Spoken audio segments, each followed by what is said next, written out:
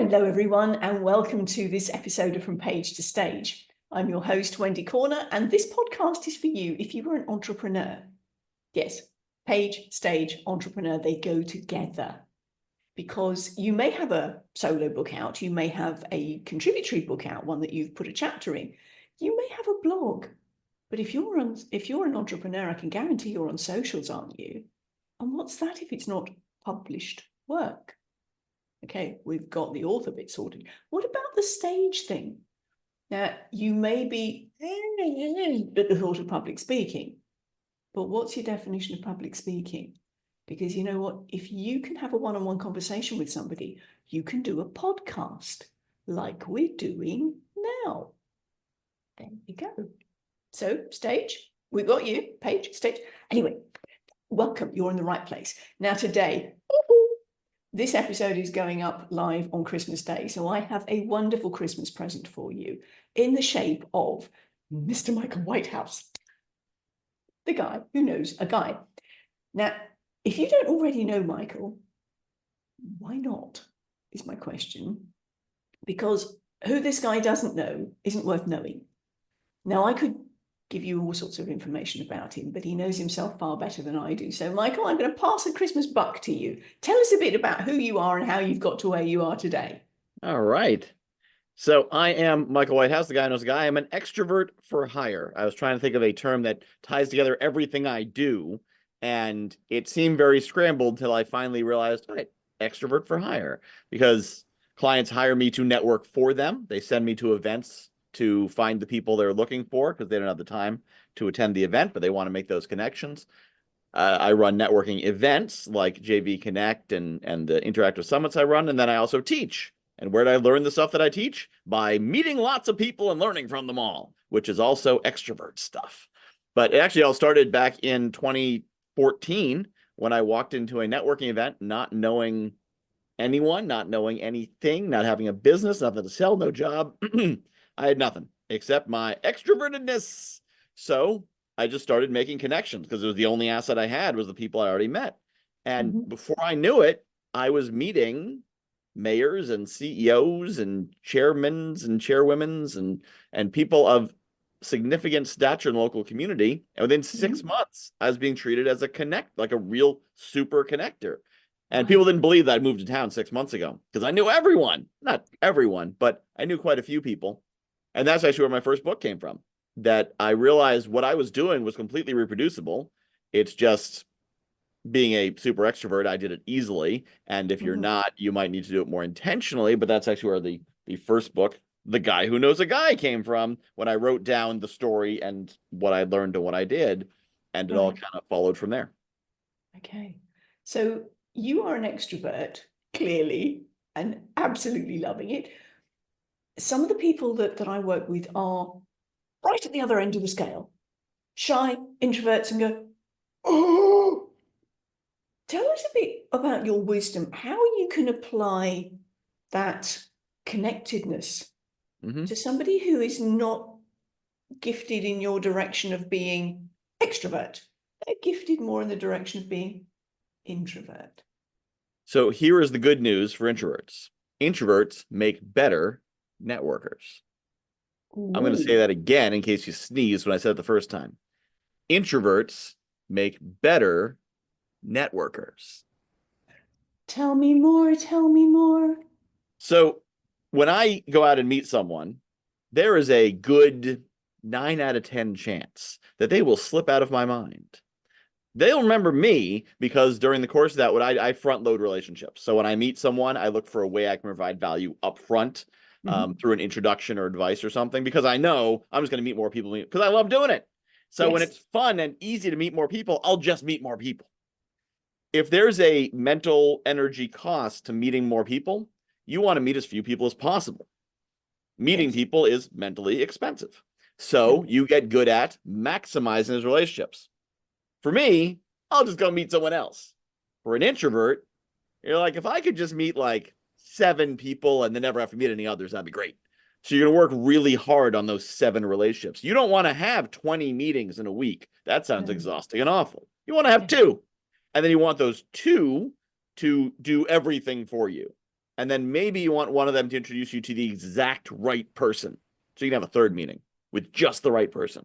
So that's where all the in-depth follow-up strategies come from, taking detailed notes about who they are and what they do and who they're looking for, and setting up databases and spreadsheets and sending follow-up cards and being really, really clear about what you're doing in the meeting and setting your goals and objectives. And introverts do that more naturally than I do. I had to learn how to do that, and I'm still not good at remembering to do it because I'm just like, woo, let's be more people. Whereas an introvert very naturally is like, well, I want to get the most out of this. It's going to be a 30-minute meeting, 30 minutes of social interaction. All right, I'm going to spend 90 minutes to make sure that 30 minutes gets its maximum benefit. Whereas for me, I'm going to spend 90 minutes taking 3 more meetings. And then I'll come out the end and be like, I was probably supposed to do something, wasn't I? Actually, almost, I think every networking expert I know other than me is an introvert. And that's because as an introvert, they develop this processes and the skills and the strategies because they wanted to get the most out of it. It's like, well, if I've got a network, I'm going to make sure it works. For me, so last night I went to a live networking event, not because I needed to, not because there were people there I needed to meet, because most of my audience is global on the internet. They're not local here in Southeast Connecticut. I went there because there was a bar and there were hors d'oeuvres and I could stand face to face and physically shake hands and chat and walk around and it would be fun.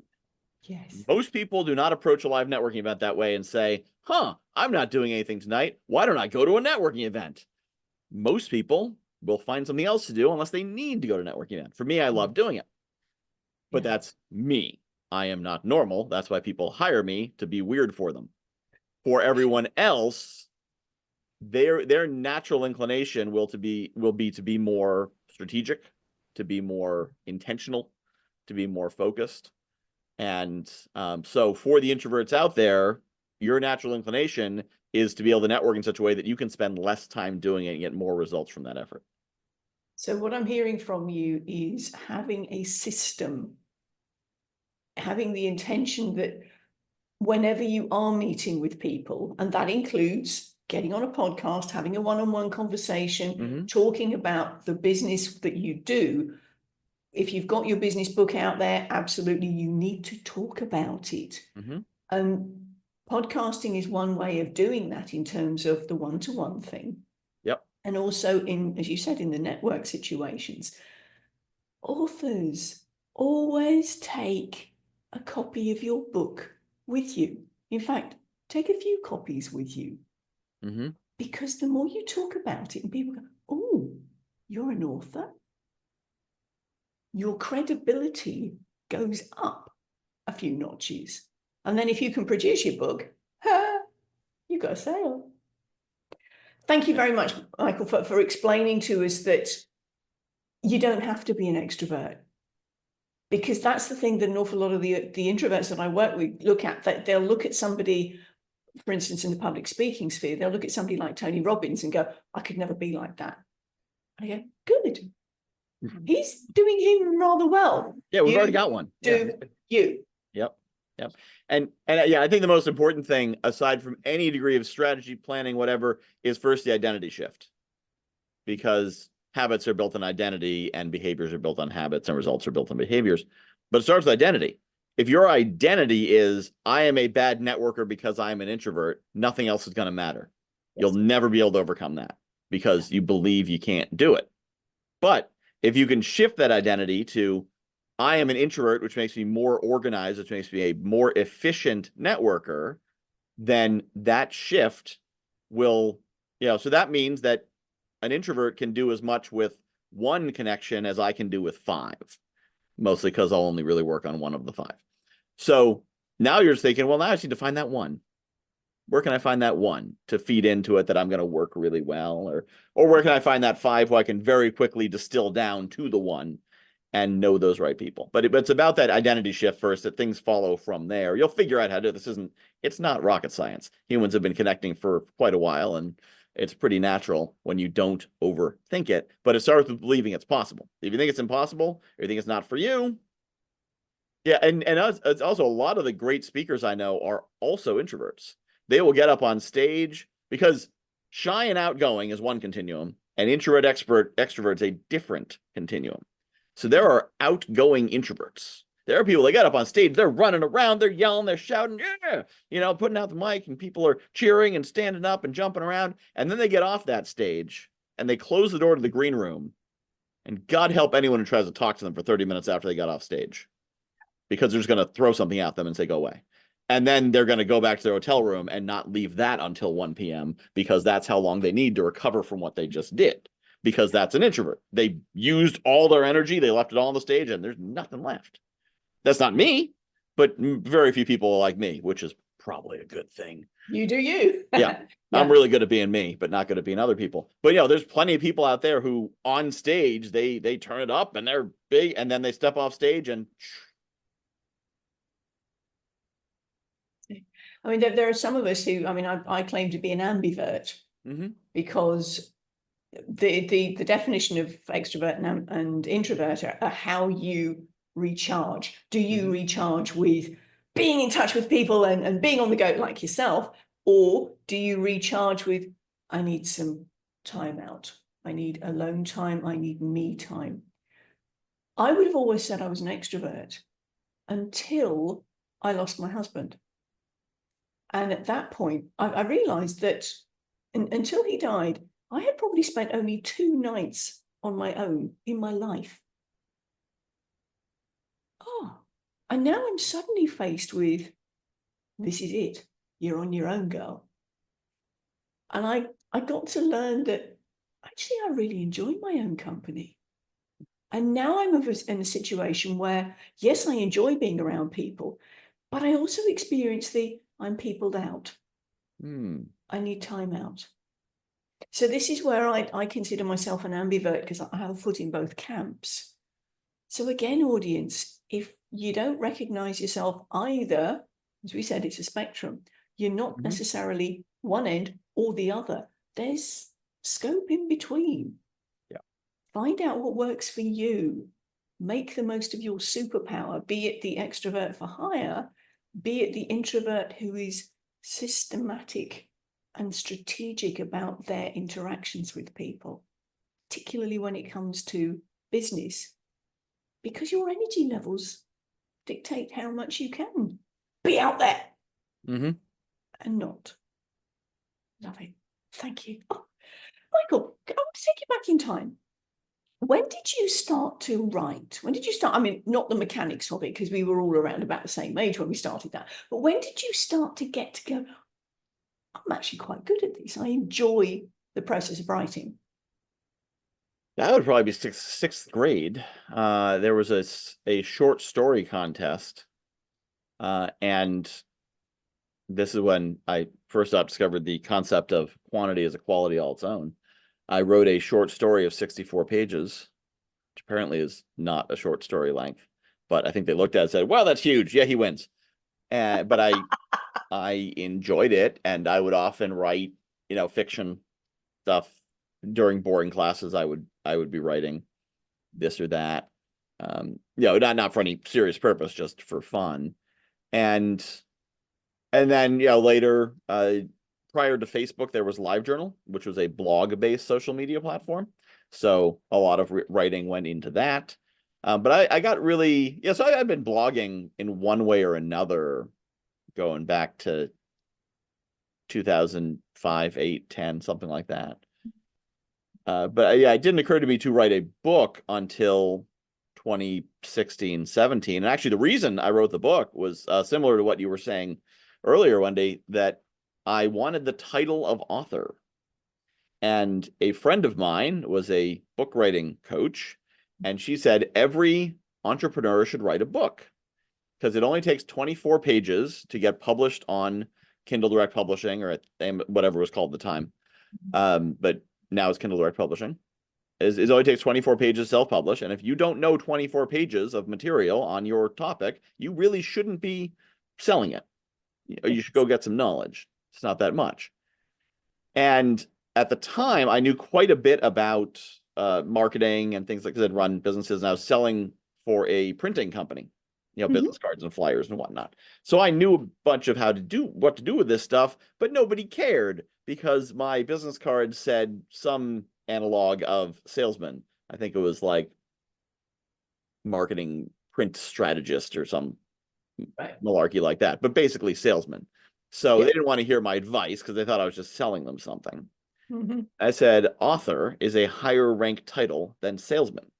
So if I am an author, people will think of me as an author, not a salesman. And I could even use this book as a leave behind and say, hey, here's a gift for you. Because this is the cool thing. When I take this book and I hand it to someone, I say, this is for you. And they're like, oh, thanks. And I'm like, no, it's for you. And they're like, really? And I say, yes, you can keep it. They're like, wow, are you sure? Yes, it is for you. It feels like a real gift. It cost me $3.60, which is not nothing, but not much. But it feels like a real gift because we still have that concept of books are valuable things you buy from stores and not just a throwaway promotional item. So that was why I wrote the book, because I wanted to be an author. I wanted to be able to put author. And for the longest time, author was still on my business card. In spite of the fact that before the book actually came out, I left that job and got another job as a marketing manager, which is a title that's on par with author. So I never actually tested this phenomenon to see if it would work, but I did put the book into raffles at every Chamber of Commerce event who would take them. And they would generally introduce me as the guy who knows a guy, because if you're running a networking event, don't you want to have the guy who knows a guy at your networking event? So they started calling me that after the book, and that's where the brand ended up sticking. But the purpose of writing the book was to become an author. I would later end up doing more writing. I wrote a second book, which is called The View from the Deck, Thoughts on Values, Vision, and Gratitude, which is literally... Slow down. The View from the Deck, what was the subtitle? Thoughts on Values, Vision, and Gratitude. Oh, thank you. And it is called that because it was literally, I had some thoughts, I wrote them down. And you were on the deck? In book form. So actually, the story behind it is that I have a house with a deck on it. In fact, this photograph is of my coffee cup sitting on the deck, looking at the woods behind it. And I had two different clients that I asked them, what is your ideal vision? You know, paint for me the picture of your future. And both of them had some variation in their story of, I get up in the morning and I make the coffee in my nice large kitchen, and then I go out onto my deck, porch, whatever, and look out over the vista. I think one was a lake, one was mountains, but they look out over the vista. And so one morning I went down to my fairly large kitchen. I made my coffee. I stepped out on my deck. I looked out over the vista, which is actually about 120 feet of woods, then leads to a strip mall. But I like it because I'm an extrovert. I don't mind the fact there's a parking lot behind those woods. They can't see me. I can see them. You just see the woods. Yeah. So no, I see both. I like it because I'm like in the woods, but also surrounded by people. Best of both worlds.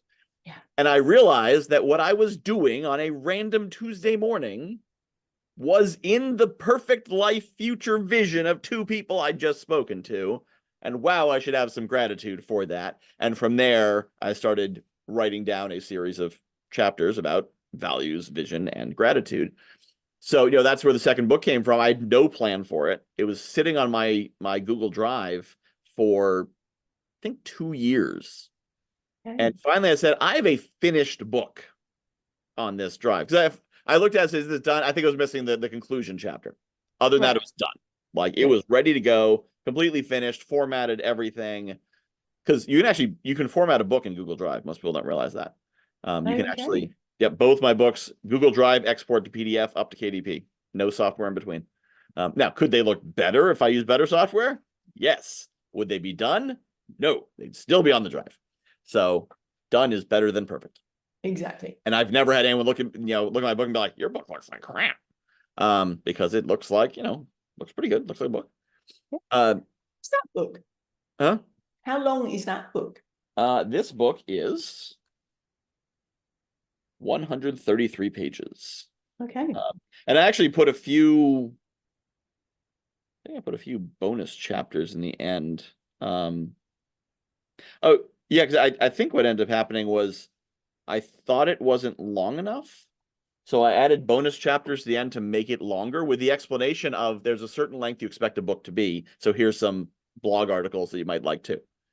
And then I did something that ended up making it longer because I was trying to get over 100 pages because 100 pages is what you need. You need 100 pages in order to be able to put the name on the spine. Ah. And yeah, so I had to fill it out, and then I filled it out with something else anyway, and it ended up well over 100. But yeah, so basically I looked at it and I said, okay, well, it's done. I guess I'll make a cover for it.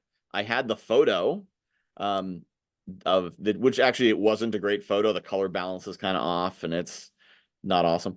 But I did what I could with it. And it's, it looks like a self-published book, but it also looks like a book. So as opposed to looking like a document on my hard drive. My next book is actually with intention. It's the guy who knows the guy's guide, the guy who knows the guy's pocket guide to networking.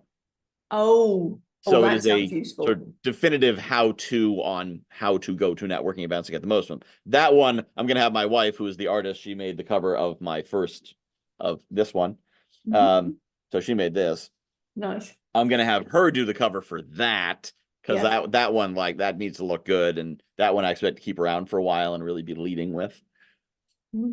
But that's the thing about books is that this is not, it's not the 1500s where you had to set up printing plates and it took 6 months and a major investment. It's not the 1960s where you need a publisher who would set up printing plates and set it up and do a 5,000 or 10,000 copy run and distribute it.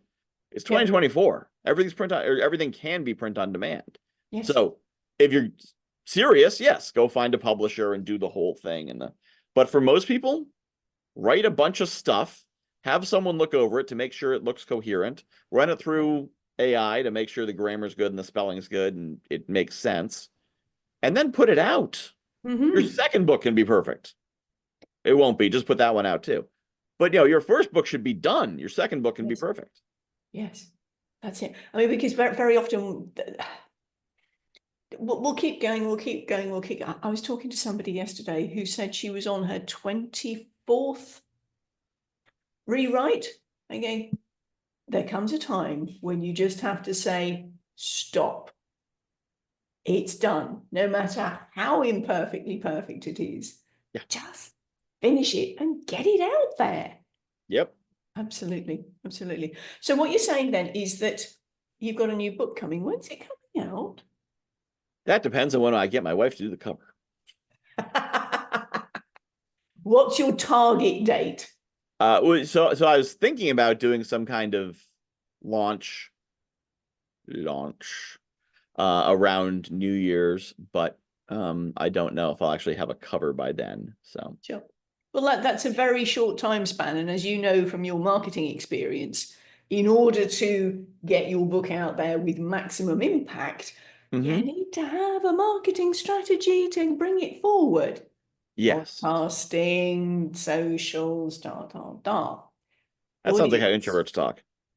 Audience. If you haven't thought about this and you've got a book coming out, a marketing strategy will be really helpful. Think about it. This is start with the end in mind. Okay, so you're working towards your publication date. So set yourself a publication date. Now, if you have a specific topic, like I was talking to somebody a few weeks ago who's doing something on relationships, and she wanted to get it out for Christmas, but it wasn't going to be ready. I said, well, think about it, Valentine's Day. Oh, right. Are there hallmark days that you can attach your book release to? And then work backwards. And what you said about goal is key as well. What is the purpose of the book? Exactly. So if this book is going to be your magnum opus that will represent you for all time, and it needs to be an Amazon bestseller, and needs to hit with a big splash, then yes, you need to run that kind of campaign. Yeah. If your book is going to be a really handy tool for anyone who's met you, and when they talk to you, they're probably going to grab a copy, but it's not, you're not building it around an Amazon strategy. You're building it around that's why I'm like, I'll have a date and that's why I said launch. I'll have launch, which means I'll probably email my list 3 or 4 times and maybe, I don't know, attach an event to it or something. Yeah. Because if I could get a big launch, that'd be cool. Do I need it? No, No. because the purpose of the book is so I can say, when someone says, wow, you've got a lot of great tips for networking, I'm like, yes, why don't you go grab my book? I put a lot of them in there. And Yes. that's what it's for. And then in the book, at the end of every chapter, it says, if you'd like to ask questions about this, why not book a call with me? Because the book makes me $6 every time a book sells if it's paperback, and I think $3 in Kindle. I am not going to run my business off the revenue from my book. No. However, I could run my business off the revenue from the people who read my book and then book a call with me and then hire me. So it's almost like a try before you buy scenario, isn't it? Yeah. Yep. Okay. And to some people, books are credibility. So Indeed, because so it's like, yeah, as you said earlier on, yep, being an author gives you that immediate sense of, oh, in other people's eyes, yep. you've got something to say. Books also give you a framework. Yeah. So it gives you the chance. So actually, the way I wrote the book, I wrote the book in 3 days. This may be relevant to your audience. How I did that. You think they want to know how I wrote a book in 3 days? Oh yes, go for Okay. it. So so part of it is I don't really have a framework for a lot of things I do. I just kind of like know stuff, like to paraphrase Game of Thrones, I network and I know things. So I thought it'd be useful to have something explained in one place. Here's how I network. Because I've got like, here's how I do this, and here's how I do this, and this is over here, and this over here. And I had this idea, I think, at 3 a.m. So I said, I'm going to record a course. I'm going to do an audio course because video multiplies the complexity by 10x. Just being on video makes it more complicated. And then it can't just be me. You got to have slides. And So I recorded an audio course. Because an audio course, you can listen and take notes as you're listening. And so the visual is your own notes and listening to me. Or you can listen to the audio course while you're walking. And if you want to stop and take notes, you pull your notebook out and sit down for a second and write a note down, keep walking. Anyway, I like audio courses because I think they're easier to make and I think they're easy to consume. So I made this audio course. So I made the outline. Here's the things you need to learn. I actually did in reverse order. So I start from follow-up and then go to events and then go to follow-up and then one-to-ones and then events and then how to find events. Because you might find yourself in a one-to-one meeting before you've ever gone to a networking event. So it's good to know the end. So the training is reversed. And so I had certain chapters teaching in order the way you need to know it. And that gave me audio files. Well, it's 2024, which means I could take this audio file. I can put it into software called Descript. Descript turns it into a transcript. Transcript goes into ChatGPT, and I say, make this a book format. Keep it as true to the original material as possible, but reformat it like a book. And I think I added like, don't, make sure every single point that I touch on is in the chapter as you do it. The trick for this, by the way, is you have to do it chapter by chapter. You cannot do the entire book at once. It will give you a book that's 4,000 words.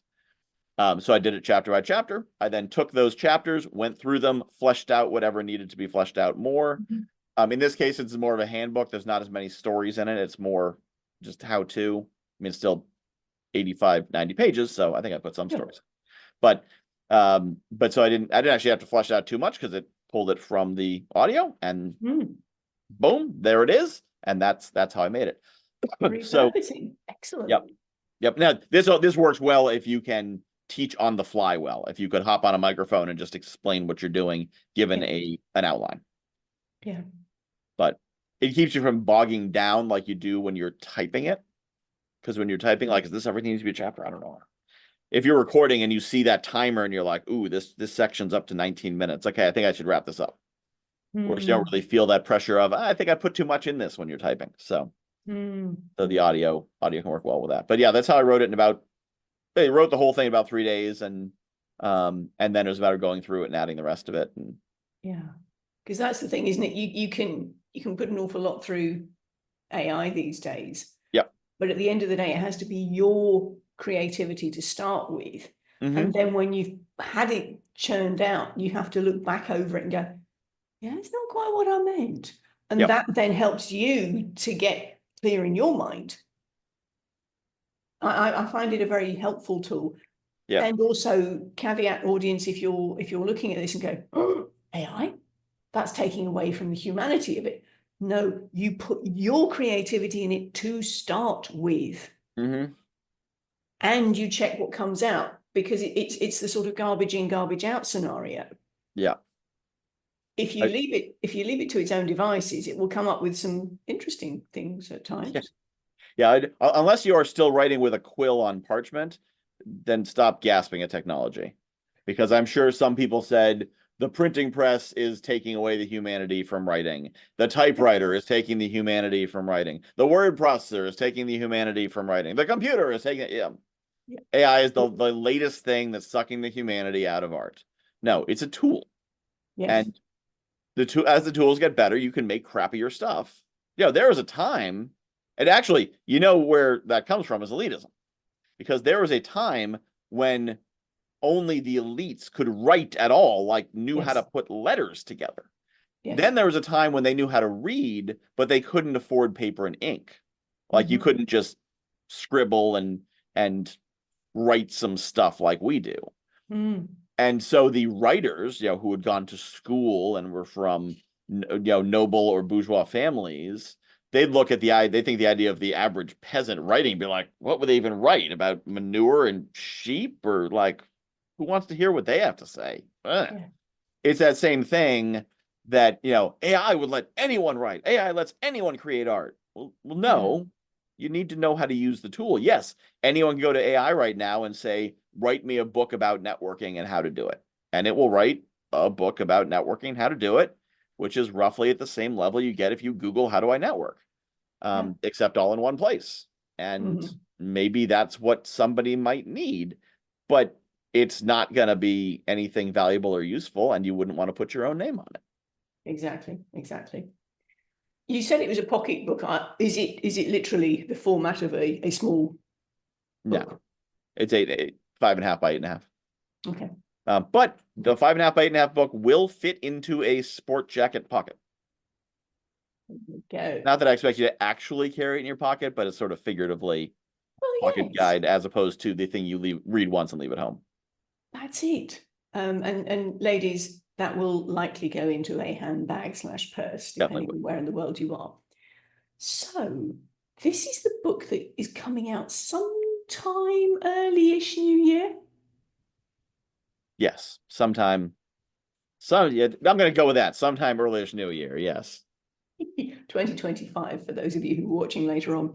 Now, audience, if you've come into this podcast new, you won't know about the dynamic show notes, as I call them.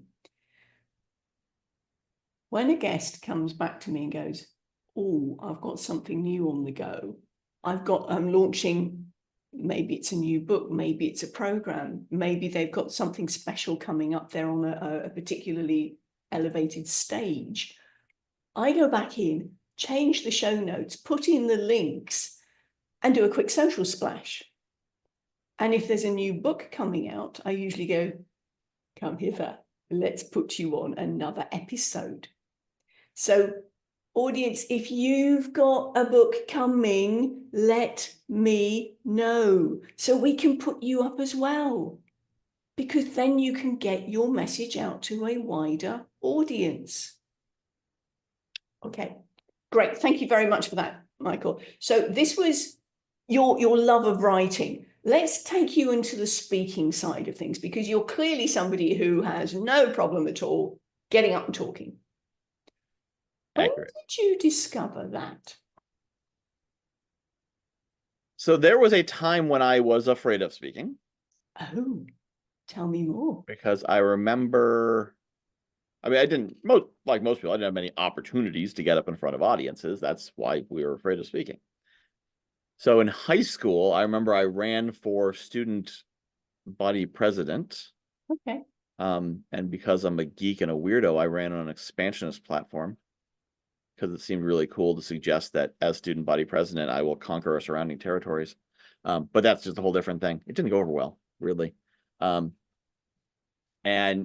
anyway, that's not the important part of the story. The important part of the story is I remember getting up there and I was going to, I had my speech, I was reading it, and it's in my hand. Barely see it because it's shaking so hard and my legs shaking. And then flash forward to 2017-18, I was invited to speak at an event about networking, and I prepared 10 or 15 minutes and did Q&A for the rest. Because extrovert, that's my style. Preparation is hard. Answering questions is easy. And it was awesome. And I said, I want to do more of this. I ended up joining Toastmasters, not because I wanted to get comfortable with speaking, but because I wanted a place where I could get up on stage at will. Even though I was in front of, 8 people, still let me speak more. And I realized what happened in between those two events that made me comfortable with speaking was repetition.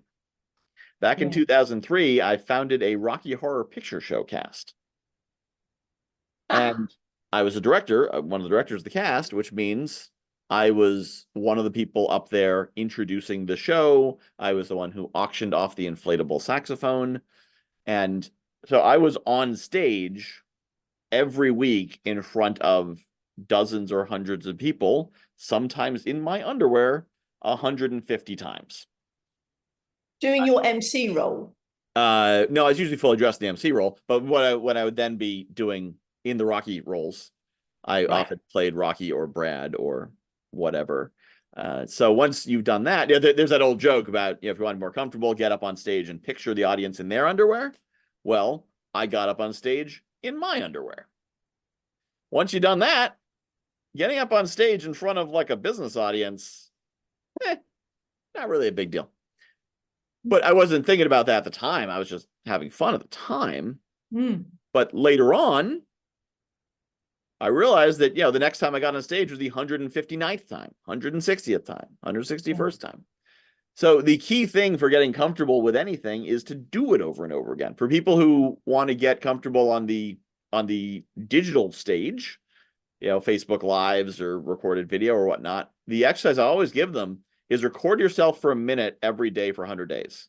When I actually did Facebook Live. I went live for a minute every day for 100 days. And, you're not that popular. 3 people are going to see it. It's not like you're on television. Don't worry about it. But if you're afraid of that, record it on your phone and rewatch it. You need to rewatch it because your subconscious will notice things. Don't watch it critically. Don't take notes. Don't look for what's wrong. Just watch it. Your brain will see things, correct it, and then you can delete it if you want to. Whatever you want to do. The point is doing it 100 times. Because if you've recorded 100 videos, then you get on a podcast, or then you do a Facebook Live, or then you get on a summit, it's your 101st talk. How hard can that be? When is the 101st time you did something hard? It's far more familiar to you. It may not even be comfortable yet, but it is familiar. One of the things I suggest is that speakers, most of us have a Google Drive a Google account these days. And if we don't, it's very easy to set one up for free. And part of the suite is a YouTube channel. So audience, if you don't already have a YouTube channel that you're using, you can upload those videos onto YouTube as unlisted or private, so nobody else can see them. But you can track your progress. Yes. And that is, Michael's already said, things aren't one and done. The more familiar you are, and actually seeing your own progress is so powerful. Yes. To show this to anybody else. My YouTube channel, quick plug, has some stuff back from 5, 6, 7 years ago. And looking back on it now, I go, ooh, because I can see my own progress. I've got stuff from 16 years ago. There's a bit of a delta in the quality of speaking ability from 2008 to 2024. That's it. The more you do it, the more comfortable you feel. Maybe it's comfortable. You're certainly familiar. And as Michael was saying right back at the beginning, what are you telling yourself? I can do this. I can learn to do this. I can learn to feel comfortable. That's the possibility speaking, as opposed to the, no, can't do this, can't do this. Love it. Thank you. So we've looked at your writing, we've looked at your speaking, we've looked at your 2 brilliant books that you've got out at the moment, and the one that's coming out New Year-ish. somewhere in January/February. You're right, it's the intention. What are you aiming to get out of your book, out of your speaking? What is the intention you go in with? Love it. Thank you. So how do you then embody your words when you take them from page to stage? I embody my words and I take them from page to stage. I think they come from the same source. So I will often go back and read my own book from, 5 years ago and say, oh, I didn't remember this was in here. I thought I learned that more recently. So part of my extrovert and also ADHD style is that a lot of stuff is just sort of there and I just kind of grab it. And I'm like, all right, I need to speak. All right, let's get some knowledge. And there you go. So the way I embody is that they're sourced from the same place. There is only one Michael Whitehouse. Well, that's not true. There's a lot of Michael Whitehouses. There's only one Michael Whitehouse, the guy who knows a guy. Yes. So there's not like a private version and a public version and a written version and a video version and one for my clients and one for my friend. I can't keep all that straight. So there's just one of me. And if you don't like that one, well, hopefully you like someone else, because I'm not for you. I had someone recently tell me that I need to change my brand. The brand I've been using for 7 years. I need to change my brand because every woman in the world is offended by my use of the word guy. Everyone. I'm not going to work with her. No. What I then did with that, by the way, and this is a great thing to keep in mind whenever you get that bit of criticism that you like, I don't think I'm wrong, but this person does. I then took that bit of criticism and shared it on Facebook, LinkedIn, and to my email list. And I got dozens of positive responses saying, well, I'm not offended. That person's a wacko. I think you're great. Which I kind of expected they would, but there's something useful in getting my audience to affirmatively say, I think you're cool. Yeah. And I think a lot of people... You got major engagement on that sort of a post, which is what the socials, what Meta loves. And therefore, whatever comes up afterwards will be pushed. Yeah. And there's a powerful lesson in that, because so often we're afraid when writing, when speaking, when creating social content. Well, what if someone doesn't like it? What if I get a troll? What if someone gets angry? What if someone gets offended? Good. If you haven't offended anyone, you haven't said anything. Yes. Now, I'm not saying you should try to be offensive. Don't be a shock jock and don't be like, all right, this is gonna piss some people off. Let's go. But say the thing you believe in, say it clearly enough that people are going to be offended by your actual beliefs and not their misinterpretation of what you're saying. Yes. But then stick with it. So if you've got a brand name you like and it's really good and not just like, oh, the one I came up with, then stick with it. If you have an opinion, I have a lot of opinions about networking events and how networking should be done, how business should be done, what is ethical, what's not. There's some people in the coaching industry who don't like those opinions. Good. I hope they comment. I hope they say something angry, because that gives me engagement there.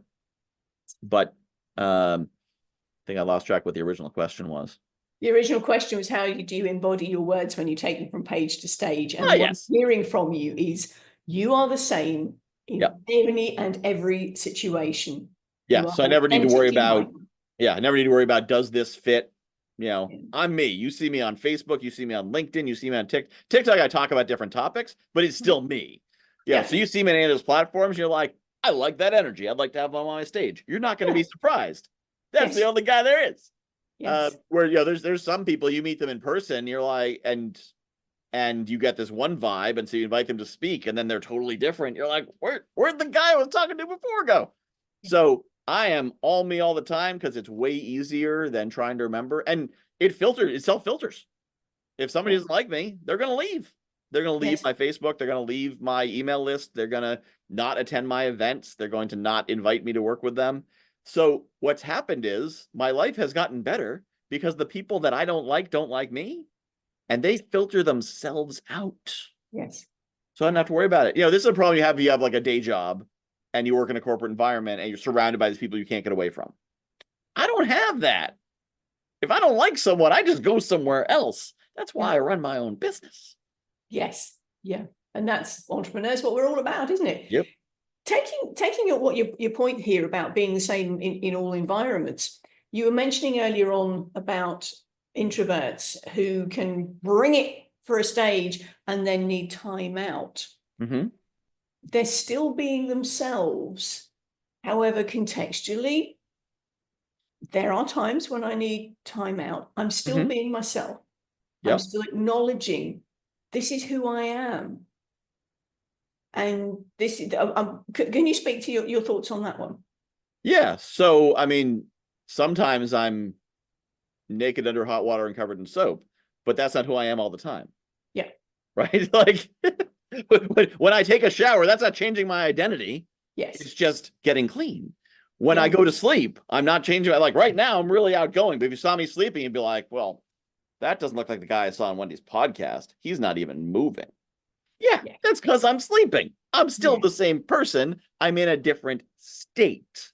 Yes. Now, when you melt an ice cube and it becomes water, it's still the same water molecules. Yeah. It's in a different state. So it's not like you're faking it. Now, if you are a miserable person and you fake being happy for the customers, but you secretly hate them, that would be faking because you don't actually believe the things you're saying. But if you're changing the way you're expressing, now here's the thing too, is that you can often find ways to express that are more authentically you. So if you're not a loud, bombastic person, and that's not how you communicate, and you try to get on stage and do that, it's probably going to feel weird. It's going to feel like you ever like taking cheap speakers and turn them up too high, and you get that buzzing sound. You're going to kind of have that vibe. But there's people who are very engaging who aren't super loud. You think of Tony Robbins, he's running around, give me a, there's people like that, but there's also speakers who are less. I'm thinking of Chris Voss, for example. He wrote Never Split the Difference. He talks about negotiation. Yes. And when he speaks, he has a certain style. He's got I think it's like a New York accent. And he's very engaging, and his pacing and whatnot really draws you in, but he's not really highly animated. Yeah. He'll hook you with a little joke, but it's a subtle joke. It's not a big boom kind of thing. It's a lower energy level, but it's still yeah.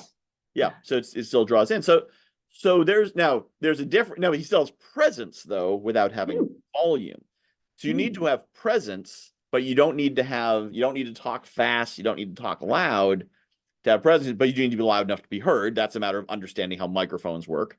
Yes. And as a technical thing, I would certainly encourage you, if you're going to be doing more live speaking, find a way to get on that stage before the event and use the microphone and maybe have someone in the audience to figure it. Because there's some microphones that are meant to be held this way, and there's some microphones that are meant to be held this way, and there's some meant to be held this way, and know which one you're using, because otherwise it ain't going to work so good and you're going to sound pretty bad. So on that note, if I can interject for a minute, knowing whether you have a head mic or a lapel mic, ladies, where is your hair going to lie? Because if you have longer hair, it can brush up against and you'll get that crackle. Likewise on a lapel mic. And on that note, if I can again add a little personal story at this point, ladies, mic packs will require you to wear them. So have somewhere you can put them easily. Gentlemen always have pockets. Yep. We ladies, if we get up on stage, we might be in a floaty dress. And learn from my mistake. An AV guy looked at what I was wearing and said, where am I going to put this? And I said, you're not going to put it anywhere. I took it to the ladies' room, and mercifully because I was wearing a dress, I had a pair of knickers with strong elastic on that day. So I attached it there. What I didn't realize before I attached it, I went and did my ablutions, and everybody heard because the mic pack was still on. So you heard the flush and the hand washing, and you heard me doing my vocal warm-ups and all of this jazz. So when I then came out onto stage afterwards, I got a thunderous round of applause and lots of happy smiley faces. I thought, love it, thank you, this is great. Mercifully, nobody told me until afterwards the fact that they'd heard my warm up. I was mortified. But this is a tale I tell to all the TEDx speakers that I've ever worked with. Make sure the mic pack is off. Yep. Until you're ready to go on stage. Yes. Although that said, the sound engineer should have been there to turn off your mic at the board. I but know. this is something we'll find, most sound engineers aren't. So usually it's a board somewhere in the back. Nobody knows how to use it. Somebody set it up and walked away, Yes. and it is now completely out of control. A lot of Zoom rooms are run that way too. Yes. Speaking of which, virtual, I definitely encourage people to record themselves on their equipment on their computer and then listen to it. Yes. So one of the things, so my mic is a $30 mic. It's a cheap mic, which means that it has a wide cone. I can be over here and you can hear me. I can be over here and you can hear me. I can go back here and you can hear me. It's pretty neutral because it's a cheap mic. It's designed to be very forgiving. An ambient mic, as it's known in the business. What's that? Ambient mic. Yes. Didn't know that term. Whereas the fancy mics are designed to be used by people who know what they're doing. So the hotspot of that mic might be this big. Yes. It's, a straight line for 7 inches, which means you turn your head, it's going to drop out. You lean over, it's going to drop out. And so I actually encourage people, something like, oh yeah, I got this $200 mic. I'm like, how many knobs are on it? 4. Do you know what they do? No. Let me send you a link to this $30 mic, because that's what you're this mic I used once in a live room because we're doing a hybrid meeting for Rotary, and it picked up people who were 20 feet away across a cone. So the only problem is it picked up everything in the room in that cone. Yes. But you could be in the back of the room and speak, and you didn't sound like you were, in the next county. So, this mic works great because it is that mic. But know what your mic is and know how it works, which means log into Zoom by yourself in your meeting room, hit the record button, and then testing 1, 2, 3, testing 1, 2, 3, testing 1, 2, 3. Yes. I'm really loud. I'm really quiet. Hear what it sounds like, because you don't get any audio feedback on Zoom when you're on here. No, you don't. And so know how this stuff works. Make sure it's set up right. Make sure it's not changing. Sometimes your computer will do things to you without you knowing it. So you can't control that. But for the most part, there's a lot you can control. And so, when you do that recording and you play it back and you hear static, or you hear a dropout, or it's too quiet, or whatever, then you know to fix it. Because otherwise you get on stage and I've had people come on my virtuals. I mean, I've run over 55 virtual summits. So I've had 340 people on my stage, I think. And many times has it happened that their audio is dropping out, or crackly or whatever, or that they lean over and it drops because they've got that narrow thing and they don't know how their mic works. In some cases, they have a spouse who's a tech geek, so their spouse bought them the $400 mic that they don't know how to use, so they can't adjust the settings. If they bump a knob, they might as well throw it away. So I encourage people to get only as good of technology as you need, because the more advanced it is, the harder it is to use. It's not strictly better. It's kind of like cars. You buy a $200,000 car and you don't know what you're doing with it, you're gonna wrap it around a tree. You breathe on the gas pedal, you're going 95 miles an hour. Same thing with a lot of technology, but test it. So regardless of what you have, test it, record it, listen back, know what you're going to be doing. That's also going to increase your confidence, because my fear is always, can they hear me? Do I look right? That's what I love about Zoom, is I've got this window here. So if there wasn't a window with me in it, I might be like this and not even know it. And for pity's sake, look at it. The number of people I've seen who are, they're on Zoom and it looks like this, and like, hey, top of your head looks great. Yeah, good to see you. Look at yourself. Or they're looking, and that's the other thing. Audience, if you're ever doing a piece to camera on your phone, remember where the camera is. it's not there in the middle where your face is. It's along the top. And if we're doing those tips, if you're holding your phone, your camera should always be above your eye level. Unless you like your chin a lot. Because this level, I mean, if you've ever taken a selfie, which anyone under 30 should know how to do this.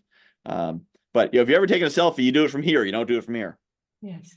And same thing if you're doing video, you want to do, your arm's going to get tired. All right, well, then get something to hold your phone. But this is okay. This is good. This is not good.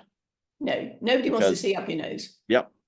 Yeah, and then, it looks like you're looking down on them too. Well, exactly. And the other thing, while we're talking about this, guys, if you have a tech situation where you have more than one screen and you're watching you, because we are hardwired to look at faces.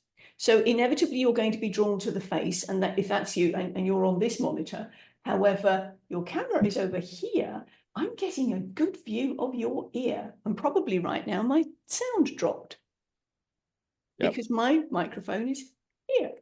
So it's something that you need to be aware of. Michael has shared with us all about virtual stages, which we haven't covered until he beautifully brought that in. So we've looked at the opportunities for podcasting, networking, virtual stages, as well as the physical raised platform with microphone in hand. So can you see how important it is to get familiar with doing this speaking thing? Because you then have so many opportunities to share your brilliant message from your book. As we're winding up then, Michael, have you got any final words of wisdom for us? So I'm going to share one more thing about a good way to get more practice and also maybe even get paid for it as you get good. TikTok, which hopefully will still be around by the time, and it's like, well, it'll be around where you are. Hopefully it'll still be around where I am by the time people are listening to this. But assuming TikTok doesn't go away, it is a fantastic platform for a number of reasons. The algorithm will serve good content to the people who want to see it without you having any following at all. But if your content is not good, no one will see it. So you don't have to worry about if you record something on it that it's terrible and people will see it. It just won't show it to anybody. And if you don't give out your TikTok link to any of your friends, they won't see it either. I got on TikTok because I just wanted to rant about stuff that I didn't necessarily want to send to my audience. And what ended up happening was my rants went to the right people who liked them. They commented positively and negative. They engaged. That get me traffic. Yesterday, day before, I got $420 from TikTok for traffic I got on a few random posts. I don't edit my TikToks. My TikToks, sometimes I'll use green screen. I want to show something that's like a screenshot. I'll do that. Other than that, no editing, no dancing, no music. Me talking to my camera like this at this angle. My arm gets tired. It's me walking around talking to my camera. And I post on various things I care about. Sometimes I'll do 3 or 4 a day if I have a lot of opinions. Sometimes I won't do anything for a week. But what's great about it is if you have opinions, like from your book, you wrote a book, you probably have some opinions based in the book. You can go on, share what you teach, rant, yell, whatever, however you want to express it. The more raw and natural it is, the more people like it. People respond well to that real human, and if it's bad, the algorithm just won't show it to anyone. No one will see it. It's like keeping it on your phone. And if it's good, it pops off. And once you get enough followers, then you can sign up for the creator, whatever the program's called, where they pay you for every post that gets over 2,000 views.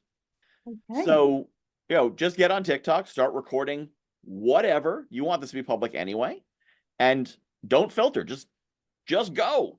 Do it. Put stuff out there and let the algorithm drive you to the right people. Right. Now, I confess I have not gone into TikTok primarily because that's not where my audience lies. That's not my ideal audience doesn't have it TikTok. So this is an interesting concept. Thank you. Yep. Yeah, more people on TikTok than you think. Right. I'm on TikTok. And probably most people don't look at me and say, you probably don't look at me and say, yeah, he looks like he's got about 32,000 followers on TikTok and gets paid by them for creating content. And yet, here I am. Yes. Yeah. Yep. Yeah, it's come a You've long given way me, from you've the. given me something to certainly consider. Thank you Yep. very much. How's that for a Christmas present? There you go. Merry Christmas. Thank you. Okay, thank you so much, Michael. We have had, well, I personally have had a blast having this conversation. And audience, I trust that you can see that it doesn't matter whether you're an extrovert or an introvert, you're shy, you're outgoing, you do you. And your message needs to be heard because there's somebody on the other end who needs to hear it.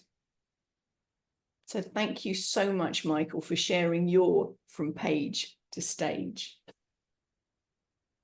For now, bye from us.